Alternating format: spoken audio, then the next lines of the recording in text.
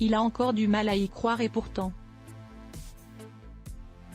Après une série de 24 victoires, le maître de midi Florian a finalement été éliminé des 12 coups de midi, et c'est un duel face à une certaine Julie qui a eu raison de lui. Mais selon lui, sa défaite résulte avant tout d'un pacte établi entre les candidates du jour. Interrogé par nos confrères de Télé Loisirs, le frère de Nicolas, lui aussi ancien maître de midi, a donné quelques explications que les téléspectateurs ne pouvaient pas savoir.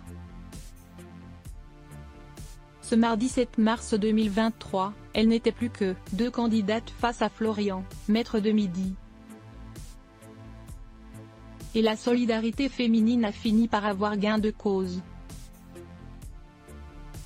Dans les coulisses, Lana et Julie auraient établi un pacte soigneusement réfléchi et parfaitement ficelé, juste avant d'entrer sur le plateau.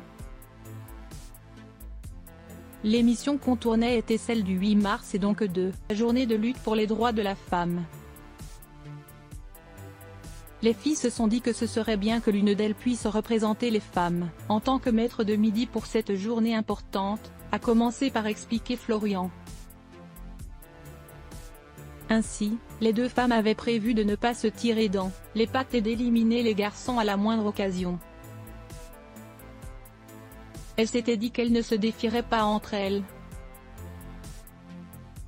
Elles ont réussi à éliminer le premier candidat puis est venu mon tour, a ajouté l'ancien maître de midi.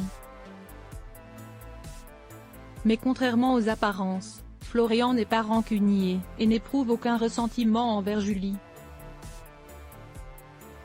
Je suis très content d'avoir perdu contre une femme, comme elle, avec une telle gentillesse, a-t-il assuré. Désormais de retour à son quotidien d'étudiant, Florian révèle même avoir gardé le contact avec celle qui est responsable de son élimination. Elle m'a énormément touché.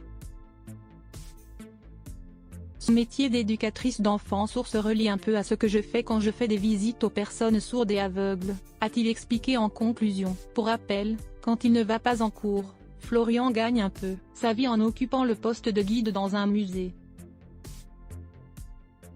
Une activité qui lui a probablement permis d'engranger assez de connaissances pour briller dans le célèbre jeu de TF1.